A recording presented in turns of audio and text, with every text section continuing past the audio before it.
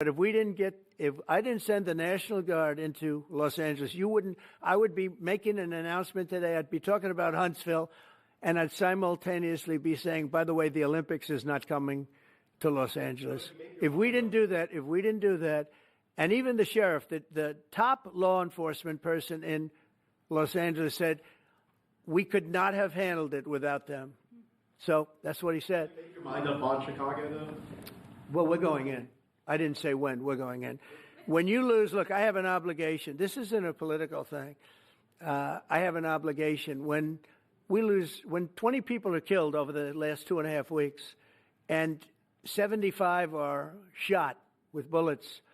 So let me tell you a little story about a place called D.C., District of Columbia, right here where we are. It's now a safe zone. We have no crime. It's in such great shape. You can go and actually walk with your children, your wife, your husband. You can walk right down the middle of the street. You're not going to be shot, Peter. You're safe. Everyone likes you anyway. They probably wouldn't do it. But it's so dangerous. And there are people in this audience you've suffered greatly. There are people in this audience that have been mugged and hurt badly, and they don't want to talk about it. Maybe you were very brave in talking about it. You made quite an impression on a lot of people. I appreciate it.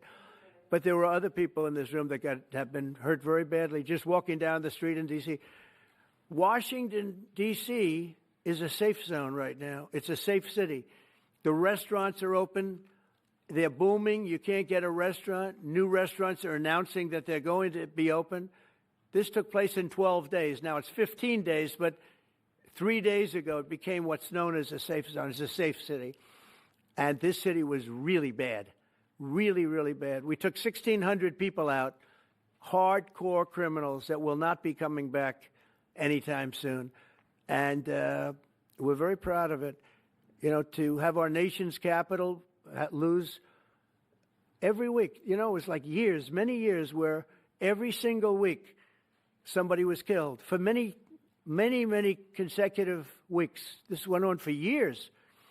And then last week it was announced that nobody was killed last week. And I made that announcement in front of a very distinguished leader of a country.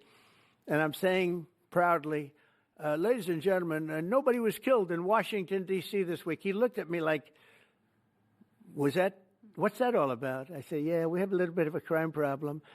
Yo, it's your boy DZ, man. People feel like Trump shouldn't send the National Guards in. People are acting like they're okay with how things are going. Everybody's just so numb to people dying. And people think that we have the ability to sit down and change things are confused. It's a problem all across America. And obviously, we need to do something different to get it under control. Check this out. My grandkids can't sit outside. They can't sit in the living room or at the kitchen table because a bullet may come through.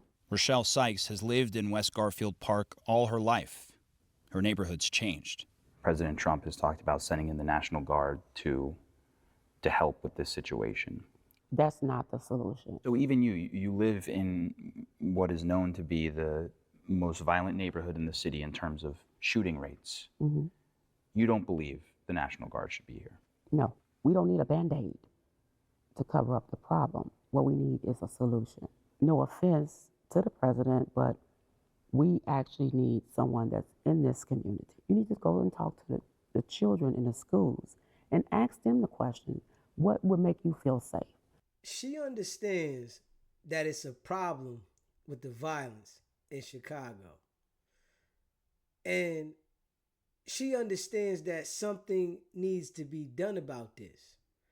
But obviously, we can't do it as Black people with whatever way we're trying to do it. Maybe something else has to be done. We became so numb to violence that we're accepting things without really wanting to do something different to make a change. President Trump has threatened to want to send in the National Guard. You feel like even just like the presence of military here. Presence of military will put our communities in a situation where they feel like they are incarcerated. We are already in a situation in Chicago where the trust with CPD, law enforcement, is very, very low. He's gonna do nothing but put our communities in Chicago in a situation where the trust is gonna go lower than it already is. It might throw off the playbook that it sounds like It's working. is working. Citywide, murders are down over 30% compared to last year. And Listen, we gotta stop being okay with what is going on. And I really think that is a major problem within the urban community. Obviously, us trying to do it ourselves and making a decision why we think we should do something a certain way isn't working. Trump sent the people into DC and cleaned up the violence, right?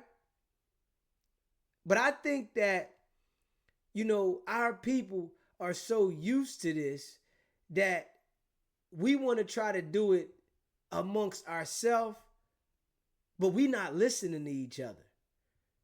We not taking each other's advice. We don't want to hear what each other has to say and what we need to do to get it right. No matter how, who, when, says whatever about what we should do amongst each other, we're never going to all be on the same page.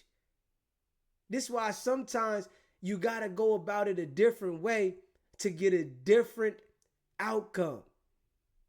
And I don't think this brother understands that. Listen, man, we got to try something different. And it's a lot of crime going on in Chicago. Something needs to be done about it. I think everywhere where there's a high volume of crime, that something needs to be done about it. And it has to be different from us just saying we need to do something for us. I really think we got to change that mindset and mentality because it isn't working. The lady said it's only putting a Band-Aid on it.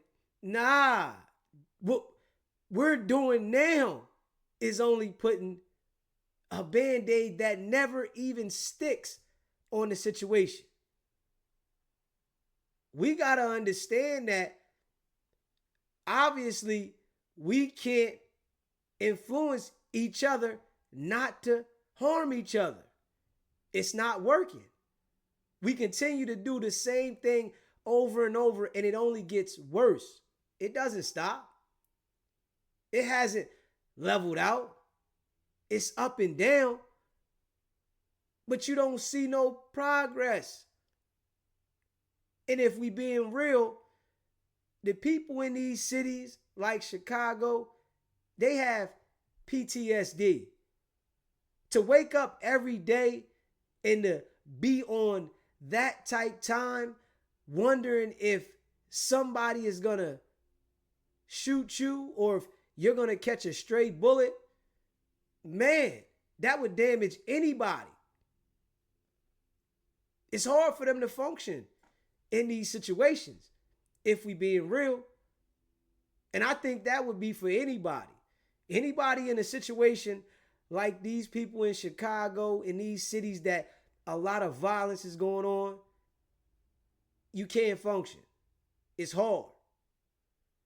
And we got to be real about this. Like, we got to be real and understand that we need to do something different. And it's going to have to come from action. Us sitting around having meetings about what we should do hasn't solved anything anywhere. It's going to take a force of action, and it's going to take a quick force of action. It might not be what everybody wants, but I guarantee you, it's going to be effective. Stop worrying about feeling like you're incarcerated. Let's worry about a change for the people that want to change. Everybody's not, okay with crime just continuing to be the same way. We got to change that mind state. We done adapted to the BS, and it really has us confused, man. I want y'all to leave a comment down below and let me know how you feel about Chicago and these other cities that have mass amount of violence, and nobody wants to do anything different to change it, but sit down and try to talk and have meetings.